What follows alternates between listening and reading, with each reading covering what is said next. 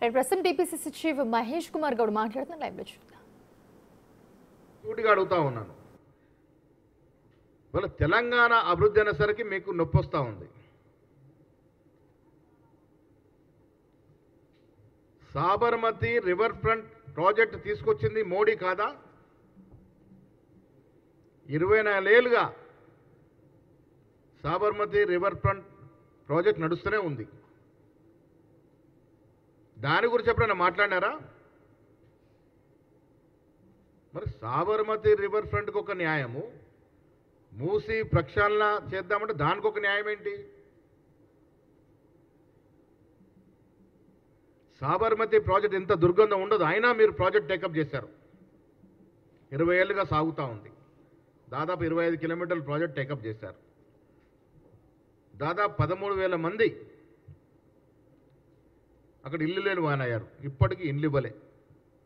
మా ప్రభుత్వము బీదవారు కట్టుబడి ఉంది కాబట్టి మూసీ నది పరివాహక ప్రాంతం కానీ ఆ చుట్టుపక్కల వారు ఎవరైనా నిరస్త్రాయులు అయితే వారికి డబుల్ బెడ్రూమ్ ఇచ్చి ఆదుకుంటాము. ఏ ఒక్కడి కూడా ఇల్లు లేని వాడిగా చూడలేమనే మాట మా ప్రభుత్వం చెప్తా ఉంది. ఎవ్వరు నిరాశ్రయులైనా వారికి రిహాబిలిటీ చేస్తూ ఉన్నాము, డబుల్ బెడ్రూమ్ ఇల్లు ఇస్తూ ఉన్నాము, వారికి సరిపడా డబ్బులు ఇస్తూ ఉన్నాము, వారి పిల్లలకు విద్యా అవకాశాలు ఇస్తూ ఉన్నాము. మీలాగా గుజరాత్లో అహ్మదాబాద్లో సాబర్మతి ప్రాజెక్టులో జరిగిన తీరుగా మేము వివరించట్లేదు. మీరు గుజరాత్ గులాంలాగా ఎందుకు వివరిస్తూ ఉన్నారు? వీళ్ళ నొప్పెంతా హైదరాబాదు ముఖ్యమంత్రి గారు చెప్పినట్టుగా దేశంలో నగరాలు కాదు ప్రపంచ నగరాలతో పోటీ పడుతుందన్న తర్వాత వీరికి నొప్పి మొదలైంది. ఎక్కడ గుజరాత్కి పోటీ వస్తుందో తెలంగాణ అనే భయంతో మోడీ కాళ్ళకి అడుగులకు మడుగులు నొక్కి ఈ నాయకులు తెలంగాణ అభివృద్ధిని అడ్డుకుంటా ఉన్నారు. ఇది స్పష్టంగా కనబడతా ఉంది. తెలంగాణ అభివృద్ధి కాకూడదు, దక్షిణ భారతదేశంలో ఏ పట్టణం అభివృద్ధి కాకూడదు. మీరు గుజరాత్కి గులాంలాగా ఎందుకు పనిచేస్తూ ఉన్నారు? మీరు తెలంగాణ ప్రజల ఓటుతో గెలిచినారు, వీళ్ళ తెలంగాణ మంత్రిగా ఉన్నారు. బండి సంజయ్ గారుడా కరీంనగర్ ఓటుతో గెలిచి వాళ్ళ కేంద్రంలో మంత్రిగా ఉన్నారు. హైదరాబాద్ సుందరీకరణ అంటే ఎందుకు అడ్డుకుంటా ఉన్నారు మీరు?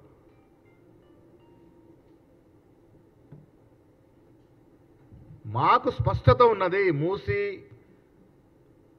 రివర్ ఫ్రంట్ ప్రక్షాళన విషయంలో మాకు స్పష్టత ఉన్నది. మూసీ ఇరువైపులా హైదరాబాద్కు చెందిన 40% జనాభా ఉన్నారు. మూసీ నది ఒక హైదరాబాద్ కాదు, రంగారెడ్డి జిల్లా, హైదరాబాద్ జిల్లా, నల్గొండ జిల్లాకు సంబంధించినటువంటి నది. మీరు హైదరాబాద్ నుండి రంగారెడ్డి కలుపుకొని నల్గొండ వరకు మూసీ నదిలో నడిచి చూడండి, మీకు వాస్తవాలు తెలుస్తాయి. అప్పుడు కానీ అర్థమవుతుంది మీకు మూసీ ప్రక్షాళన ఎందుకు జరగాలనేది. ఇలా ప్రపంచ క్లైమేట్ సంస్థలు చెప్తా ఉన్నాయి, వచ్చే రోజుల్లో ఎలాంటి ప్రళయమైనా రావచ్చు. ఈ ప్రపంచంలో ఎంత పెద్ద నగరాలైనా మునుగొచ్చు. ఇటీవల ఫ్రాన్స్ ఎక్కడో దేశం మొత్తం మునిగిపోయింది భారీ వర్షాలతో. మన దేశంలో వాయనాడులో జరిగిన వానలో వాయనాడు మొత్తం కొట్టుకుపోయింది. అలాంటి ఒక భారీ విపత్తు హైదరాబాద్కు వస్తే మన పరిస్థితి ఏమిటి? ఎన్విరాన్మెంటల్గా హైదరాబాద్ సురక్షితంగా ఉండడం మీకు ఇష్టం లేదా? ఎందుకు మీరు బీఆర్ఎస్ వాళ్ళ యొక్క క్లచ్లోకి పోతా ఉన్నారు?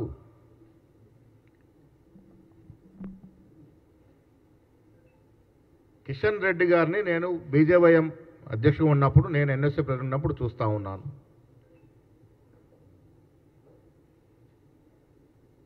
కేంద్ర మంత్రిగా ఉండి ఒకరోజు కోసము ఆ ఫోటో ఫినిష్ నిద్రలేమిటి అని అడుగుతా ఉన్నాను. ఏం వాస్తవాలు తెలిసో మీరు చెప్పాలి దయచేసి ప్రజలకి. మీరు ఒకరోజు నిద్రలో ఏం తెలుసుకున్నారో ప్రజలకు చెప్పాలి. మాట అంటే రిటర్నింగ్ వాళ్ళ గురించి మాట్లాడుతూ ఉన్నారు. ఎస్, డిపిఆర్ వచ్చిన తర్వాత ఏది ఎక్కడ ఏ వాళ్ళు వస్తుంది, ఏ సురక్షితంగా రేపు మూసీ నది పరిపూర్ణంగా ప్రవహించడానికి ఇరువైపులా సేఫ్టీ మెజర్స్ ఏమేమి తీసుకుంటారో డిపిఆర్ వచ్చిన తర్వాత డెఫినెట్గా మీకు అన్నీ తెలుస్తాయి. నేను మళ్ళీ చెప్తా ఉన్నాను, మా ప్రభుత్వం కట్టుబడి ఉంది. రేవంత్ రెడ్డి గారు ముఖ్యమంత్రిగా ఈ ప్రభుత్వం మూసీ ప్రక్షాళన జరిగేటప్పుడు ఏ ఒక్కడికి కూడా అన్యాయం జరగకుండా, ఏ ఒక్కడిని కూడా నిరాశ్రయుడు కాకుండా చూసుకునే బాధ్యత మాది. ఇది సోనియా గాంధీ గారి యొక్క పార్టీలో జరుగుతున్నటువంటి ప్రభుత్వము, రాహుల్ గాంధీ ఖర్గే గారి యొక్క అడుగుజాడలు నడుస్తున్న ప్రభుత్వము, ఎస్సీ ఎస్టీ బీసీ ఓబీసీ మైనార్టీలకు కట్టుబడినట్టు ప్రభుత్వం. ఏ బీదవాడికి కూడా నష్టం జరగకుండా చూసుకునే బాధ్యత గల ప్రభుత్వం ఇది. మీలాగా గుజరాత్లో అహ్మదాబాద్లో కొన్ని వేల కుటుంబాలను నిరాశ్రయాలు చేసి ఈ రోజుకు పట్టించుకోలే, కోట్ల చుట్టూ తిరుగుతూ ఉన్నారు. మేము ఇక్కడ మూసీ విషయంలో ఎవరైతే ఇల్లు కోల్పోతారో ప్రతి వ్యక్తికి, కోల్పోయిన ప్రతి వ్యక్తికి ఇల్లు ఇస్తామని చెప్తా ఉన్నాం. దానికి కట్టుబడి ఉన్నాం.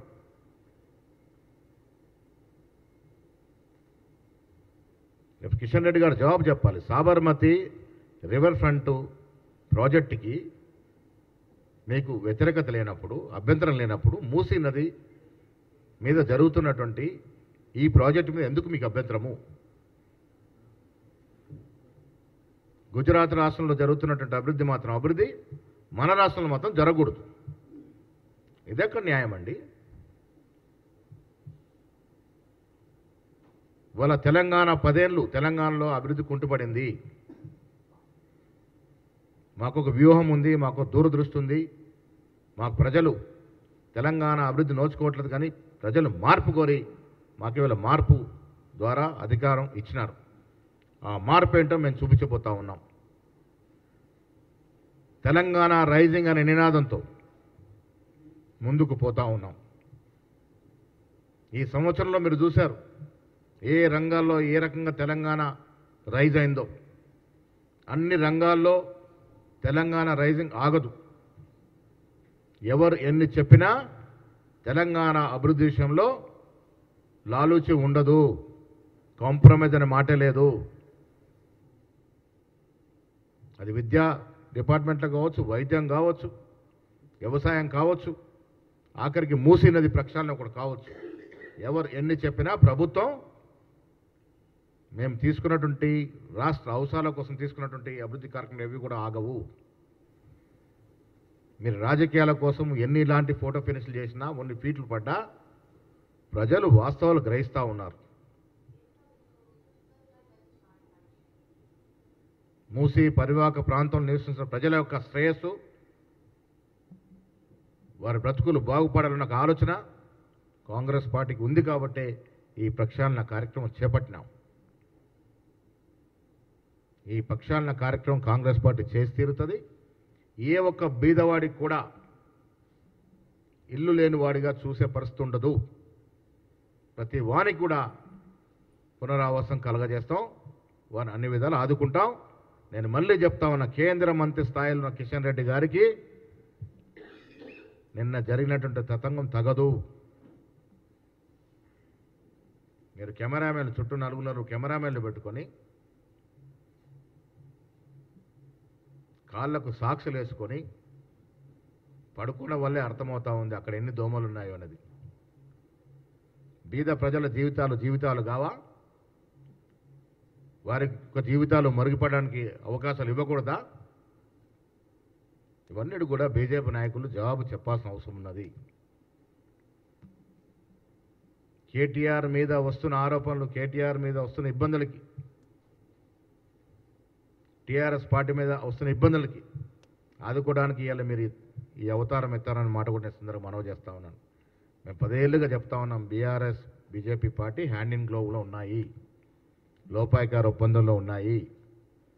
ఎవరికి ఎప్పుడు ఆపద వచ్చినా పరస్పరం ఆదుకునే సందర్భం, దానిలో భాగంగానే నిన్నటి తతంగం అనే మాట కూడా నేను ఈ సందర్భంగా మనవి చేస్తూ, బీజేపీ నాయకుల యొక్క ఒకరోజు నిద్ర ఏం సాధించిందో తెలంగాణ ప్రజలకు అర్థమవుతా ఉంది.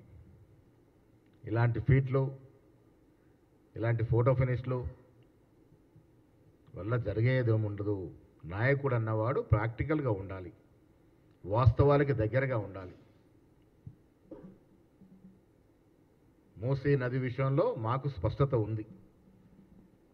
మీకు అనుమానాలు ఉంటే కూడా నివృత్తి చేయడానికి సిద్ధంగా ఉన్నాం. హైదరాబాద్ భవిష్యత్తులో ఎన్విరాన్మెంటల్గా సేఫ్గా ఉండాలి, అదే మా ధ్యేయం. వాయనాడులో జరిగిన సంఘటన, ఎక్కడో ఫ్రాన్స్లో ప్యారిస్లో జరిగిన సంఘటనలో జరగకూడదు. ఇక్కడ హైదరాబాద్లో ఉన్న ప్రతి పౌరుడు సేఫ్టీగా సురక్షితంగా ఉండాలంటే మూసీ ప్రక్షాళన జరగాలి. మూసీ ఇరువైపులా ఉన్నటువంటి ప్రజలు సురక్షితంగా ఉండాలి. హైదరాబాద్ ఎన్విరాన్మెంట్ పరంగా సురక్షితంగా ఉంటేనే పెట్టుబడులు వస్తాయి. దానికి కంకణం కట్టుకున్న ప్రభుత్వం ఎక్కడ కూడా డిబేట్ కాదు. మా ముఖ్యమంత్రి, ఉప ముఖ్యమంత్రి, మంత్రులు, మా ప్రభుత్వం అభివృద్ధి కోసం కట్టుబడి ఉంది. ఇలా ఒక్క రోజులో మేము ఒక సంవత్సరంలో సాధించినటువంటి కార్యక్రమాలు ప్రజల ముందు కనబడతా ఉన్నాయి. 10 ఏళ్లలో బీఆర్ఎస్ చేసినటువంటి అభివృద్ధి ఏ రకంగా అంతకన్నా మేలైన అభివృద్ధి, మేలైన సంక్షేమం ఒక సంవత్సరం ఇవ్వగలిగినాము. ఇది రికార్డ్స్తో సహా మా ముందుంది. దీన్ని ప్రజలు అర్థం చేసుకోవాల్సిందిగా విజ్ఞప్తి చేస్తా ఉన్నాం.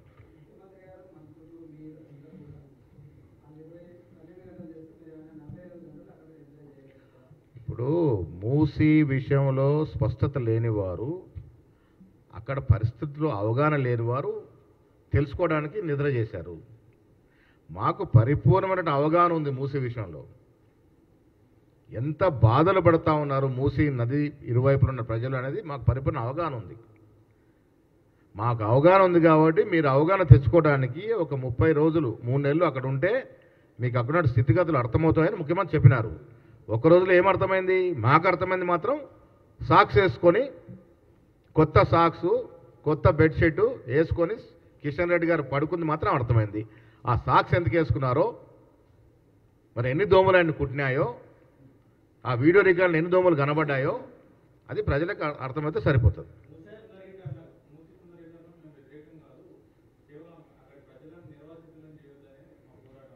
మరి ఆయన్నే కాంక్రీట్ ప్లాన్ ఇవ్వమనండి.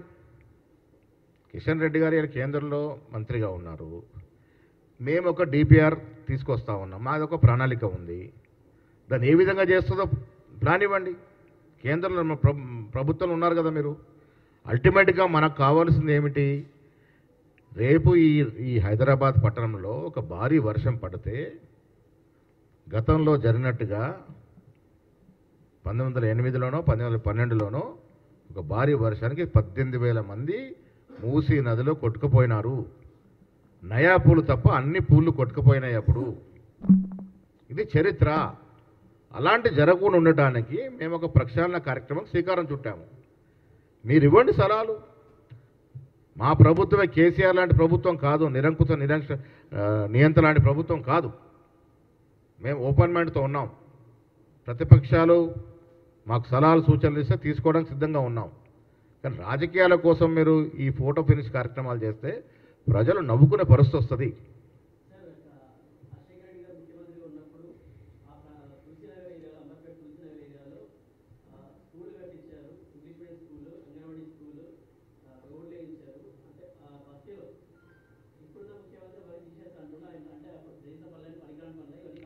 ఎవరు చేసినా ఎవరు చేసిన వాటికి పొంతన లేదు.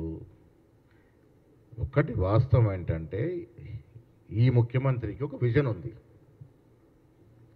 హైదరాబాద్ని ప్రపంచ నగరాలతో పోటీ పడాలని ఒక తపన ఉంది. దానికోసం మా ప్రభుత్వం ఈ కార్యక్రమం చేపడుతూ ఉంది. మూసీ ఇరువైపులా ఆ ఎస్టిమేటెడ్ ఆ టెక్నికల్గా స్పెసిఫికేషన్ ఎంత దూరం ఉంటో అంత దూరం ఖాళీ కావాల్సిందే. భవిష్యత్ తరాల కొరకు, మన తరం కాదు ఈ ఆలోచన, వచ్చే జనరేషన్ కోసం ఉపయోగపడే కార్యక్రమం ఇది. హైదరాబాద్ క్లైమేట్ పరంగా, ఎన్విరాన్మెంటల్ పరంగా సురక్షితంగా ఉంటే పెట్టుబడులు వస్తాయి, బయట వాళ్ళు మన దగ్గర చూస్తారు. ఆ ప్రక్షాళన జరగాలంటే ఎవరో ఒక ముఖ్యమంత్రి గట్టి నిర్ణయం తీసుకునేవాడు కావాలి. ఇలా ఈ ముఖ్యమంత్రి ఒక నిర్ణయం తీసుకున్నాడు. దాన్ని మనం అందరం సమర్థిద్దాం అన్నమాట చెప్తా ఉన్నాం.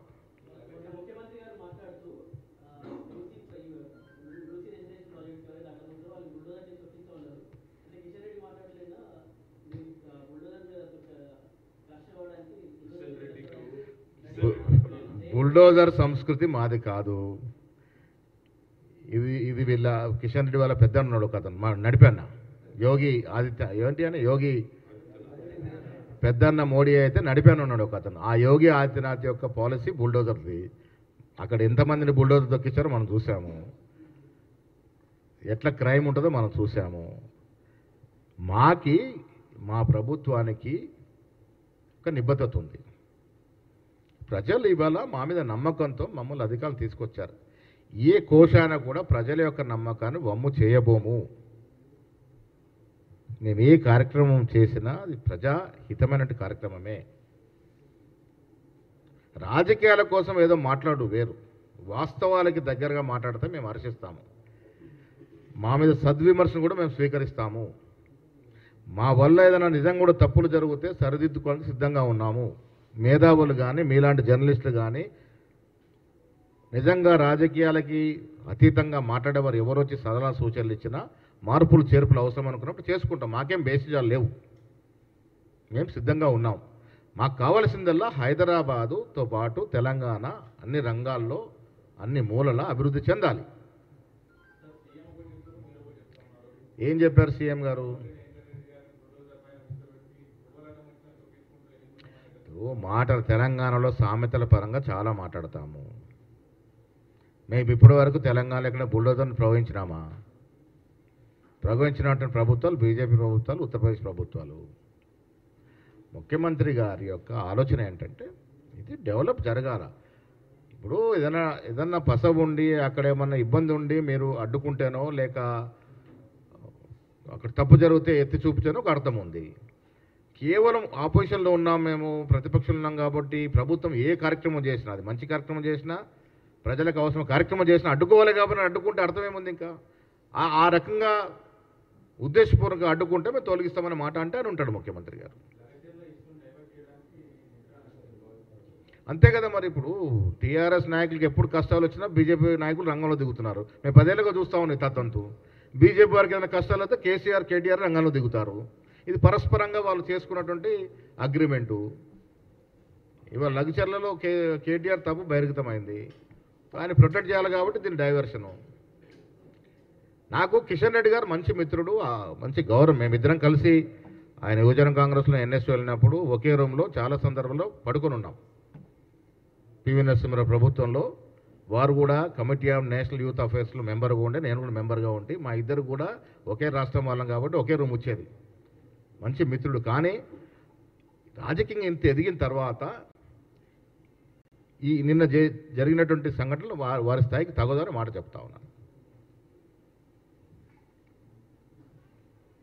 తెలంగాణ ప్రభుత్వం అభివృద్ధి విషయంలో ఎక్కడ కూడా కాంప్రమైజ్ ఉండదు.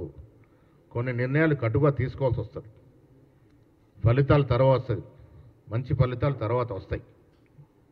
ఇనిషియల్గా వీళ్ళు ఇబ్బంది పెట్టినా దేనికి కూడా బెదరకుండా మేము అనుకున్న ప్రజా సంక్షేమం కానీ ప్రజా అభివృద్ధి కార్యక్రమాలు కానీ సజావుగా ముందుకు తీసుకెళ్తాం. దీంట్లో మాకు కమిట్మెంట్ ఉంది. మేము కూడా ప్రజలకు కమిట్మెంట్ ఇచ్చి అధికారంలోకి వచ్చాం. 10 ఏళ్ళు మీరు చూశారు ఏ రంగంలో మనం తెలంగాణ అభివృద్ధి చెందింది చెప్పండి. 10 ఏళ్ళు నిన్న కూడా నేను హరీష్ రావు గారికి కేటీఆర్ గారు ఛాలెంజ్ ఇచ్చినా ఇవాళ కూడా విసురుతా ఉన్నా. 10 ఏళ్ళు ఏ రంగంలో ఏ రకంగా మీరు అభివృద్ధి చేశారో ఒక్కసారి మాకు సెలవు ఇవ్వండి. మేము 1 సంవత్సరంలో చేసినటువంటి అభివృద్ధి మేము కూడా సెలవు ఇస్తాము.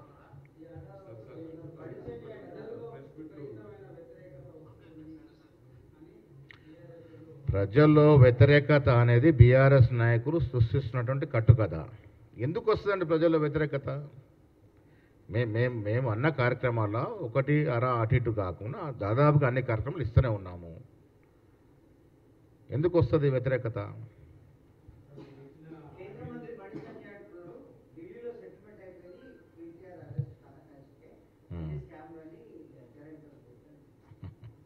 ఆయన నిర్ణయం చేస్తాడా? అంటే బీజేపీ వారికి ఇప్పుడు నేను 10 ఏళ్ళుగా చూస్తూ ఉన్నా. ఒకరోజు టీఆర్ఎస్ నాయకులు స్టేట్మెంట్ ఇస్తే ఆ మరుసటి రోజు దాన్ని తిప్పి కొంచెం దాన్ని రీసర్కిల్ చేసి బీజేపీ వాళ్ళు స్టేట్మెంట్ ఇస్తారు. ఇది లోపాయకర ఒప్పందం వాళ్ళది. ఇప్పుడు మొదట్లో వీళ్ళే కదా బీఆర్ఎస్ పార్టీని కూల్చేస్తాము, కాంగ్రెస్ ప్రభుత్వాన్ని కూల్చేస్తాము, అధ్యక్ష పాలన తీసుకొస్తాం అన్నది కదా, ఎందుకన్నారు? వాళ్ళు బదులుకొని అన్నారు కదా, దాని కారణంగా కదా ఎమ్మెల్యే తిట్టి వచ్చి పడిపోయినారు. ఇవన్నీ కాదు. నేను మళ్ళీ మీ ద్వారా కిషన్ రెడ్డి గారు ఒకటే అడుగుతా ఉన్నాను, మీరు క్లారిటీ ఇవ్వాల్సిన అవసరం ఉంది. సాబర్మతి రివర్ ఫ్రంట్ డెవలప్మెంటు మాదిరిగా మూసీ నది రివర్ ఫ్రంట్ డెవలప్మెంట్ చేస్తామంటే అక్కడ లేని వ్యతిరేకత, మీకు అక్కడ లేని అభ్యంతరము ఎందుకు ఇక్కడ వస్తూ ఉంది? అంటే మీరు గుజరాత్కి గులాములా? గుజరాత్ రాష్ట్రము సాబర్మతి లాంటి రివర్ ఫ్రంట్లు సుందరీకరణ చేసుకొని అభివృద్ధి చెందాలా, కానీ తెలంగాణ చెందకూడదా? అంటే తెలంగాణ అభివృద్ధి చేస్తే గుజరాత్కి ఏమన్నా కాంపిటీషన్ అని మీరు ఫీల్ అవుతూ ఉన్నారా? ఎందుకు దీన్ని అడ్డుపడతా ఉన్నారు? ఇది కిషన్ రెడ్డి గారు స్పష్టత ఇవ్వాలి తెలంగాణ ప్రజలకి, నాకు కాదు, తెలంగాణ ప్రజలకైనా కొంత స్పష్టత ఇవ్వాలి. చాలా తప్పు. ఎందుకు కూలిపోయింది? మూసీ నది ఎక్కడ మొదలవుతుందండి? రంగారెడ్డి జిల్లాలో మొదలవుతుంది, వికారాబాద్ ప్రాంతం మొదలవుతుంది. అంటే అప్పుడు ఉమ్మడి రంగారెడ్డి జిల్లా, ఇప్పుడు 4 జిల్లాలు అయినాయి. అక్కడ నుండి పారుతూ హైదరాబాద్లోనే దాదాపు కొన్ని 155 మొత్తం ఓవరాల్గా 150, దాదాపుగా 150 కిలోమీటర్లు నల్గొండ దాకా పోతుంది. మూసి పారుతూ కొంత కింద లెవెల్లో ఇరిగేషన్ కూడా వాటర్ అందిస్తున్నట్టు ప్రాజెక్టు. మరి ఈ మూసీ నది నిజాం కాలం రాకపోయినా నిజాం దీని మీద ఎందుకు దృష్టి పెట్టినాడు? ఆనాడు ప్రళయం వచ్చి అన్ని వేల మంది చనిపోయినారని కదా. మీకు తెలుసా, మూసీ మీద రివర్ మీద ఒక బోర్డు ఉండేది నిజాం టైంలోనే, 1913లో అనుకుంటాను, మూసీ బోర్డు ఉండేది. మరి ఆయన దురదృష్టి లేకుండా చేశాడా? మూసీ బోర్డు ఉండే, మూసీ డెవలప్మెంట్ బోర్డు ఉండేది నిజాం కాలంలోనే. నాకు కరెక్ట్ డేట్ గుర్తులేదు, కానీ మూసీ అభివృద్ధి బోర్డు ఉండేది. సో గతంలో చరిత్ర వల్ల చరిత్ర మనకి ఏం చెప్తుందంటే, పెద్దవారు ఎలా ప్రళయం అనేది విపత్తు అనేది చెప్పిరాదు. ఇవాళ స్టాన్ఫోర్డ్లో ముఖ్యమంత్రి గారు అమెరికా పోయినప్పుడు ఆ క్లైమాటిక్ సైంటిఫిక్ ఇన్స్టిట్యూట్ చేసినప్పుడు భవిష్యత్తులో కొన్ని నగరాలు మునిగిపోయేటటువంటి విపత్కరమైనటువంటి వర్షాలు వచ్చే అవకాశం ఉందనే మాట ప్రపంచం చెబుతూ ఉంది, సైంటిస్టులు చెప్తా ఉన్నారు. సో అలాంటి విపత్కర పరిస్థితి హైదరాబాద్ రాకుండా ఉండటానికి మనం జాగ్రత్తలు తీసుకుంటా ఉన్నాం. ఆ జాగ్రత్తలో భాగంగానే మూసి ప్రక్షాళన. ఎందుకు దీన్ని అడ్డుకుంటున్నారో మాకు అర్థమవుతలేదు.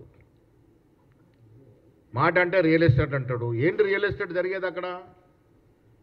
మూసి పక్కన రియల్ ఎస్టేట్ వ్యాపారం చేయగలుగుతామా? మూసి దుర్గంధము, దోమలు, వానలు, ఆ వడంగా అక్కడ రియల్ ఎస్టేట్ చేస్తే కనీసం మేము అమ్ముతే ప్లాట్ నువ్వు కొనుక్కుంటావా కిషన్ రెడ్డి గారు? మీరు కొనుక్కుంటారా ప్లాట్లు? మేము రియల్ ఎస్టేట్ దందా చేయదలుచుకుంటే కొనేవాడైతే ఉండాలి కదా. ఎందుకు ఇట్లా మాట్లాడుతున్నారు మీరు?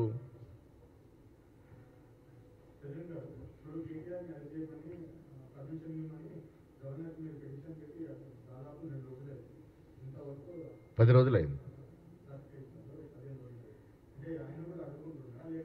కిషన్ రెడ్డి గారిని అడగాలి జవాబు. ఆయన ఏదో లీగల్లో ఒపీనియన్ తీసుకుంటున్నాడు మా గవర్నర్ అనే మాట చెప్పినట్టుగా 2-3 రోజుల కింద చూశాను నేను. Kishan Reddy can better answer this. Kishan Reddy గారు బీజేపీ ప్రభుత్వంలో కేంద్రంలో మంత్రున్నారు. మరి గవర్నర్ గారు ఎందుకు పర్మిషన్ ఇవ్వట్లేదని కిషన్ రెడ్డి గారు చెప్పాలి. మేమైతే ప్రాపర్ ఇన్వెస్టిగేషన్ తర్వాత దీంట్లో కేటీఆర్ గారు దోషి అన్నటువంటి మాట బహిర్గతమైంది. కేటీఆర్ గారికి అలా చేసిన తప్పు ఆయనే ప్రత్యేకంగా తప్పు చేశాడు కాబట్టి ఆయనకు ముందే తెలుసు. అందుకే ఈ రోజు బయటకు వస్తే నేను అరెస్ట్ చేద్దామని మాట చెప్తా ఉన్నాడు. అంతే కదా, ఆయనకు ముందే తెలుసు కాబట్టి చెప్తా ఉన్నాడు. గవర్నర్కి ఎందుకు మేము కోరాము? ఇప్పుడు మేము కూడా ప్రభుత్వం, ముఖ్యమంత్రి గారు ఈ రాష్ట్రానికి ముఖ్యమంత్రి, ఎవరినైనా ఏదైనా ఆదేశించగలుగుతాడు. బట్ మాకు కొన్ని నిబంధనలు ఏంటంటే ప్రజాస్వామ్య ఫ్రేమ్డ్ వర్క్లో పనిచేయాలి కాబట్టి, ఏదైనా ప్రొసీజర్ ప్రకారం పోవాలి కాబట్టి. ఇవాళ ప్రజలు కూడా మేము ఎక్కడ వెళ్తే అడుగుతూ ఉన్నారు, మిమ్మల్ని ప్రభుత్వం తీసుకొచ్చాము, మీరు కేసీఆర్ ప్రభుత్వం ఇంత దోపిడికి గురైంది, మీరేం చర్య తీసుకోవద్దని అడుగుతూ ఉన్నారు. బట్ మేమేం చెప్తున్నాం, ఏదైనా డ్యూ ప్రొసీజర్ ప్రకారం పోతుంది. కాళేశ్వరంలో అవినీతి జరిగిందని మేము ముందు నుంచి ఆరోపిస్తాము. ఈరోజు కట్టుబడి ఉన్నాము ఆ మాటకి, అందుకే కమిషన్ వేసాము. వాస్తవాలు బయటికి రావాలి. చాలా చోట్ల ఇలాంటి అవినీతి జరిగినట్టు సంఘటనలు ఉన్నాయి. ఏదైనా ప్రొసీజర్ ప్రకారం జరుగుతుంది. ఎవరు ఎక్కడ మెక్కేసినా డెఫినెట్గా చర్యలు ఉంటాయి, పద్ధతి ప్రకారం చర్యలు ఉంటాయి. Thank you.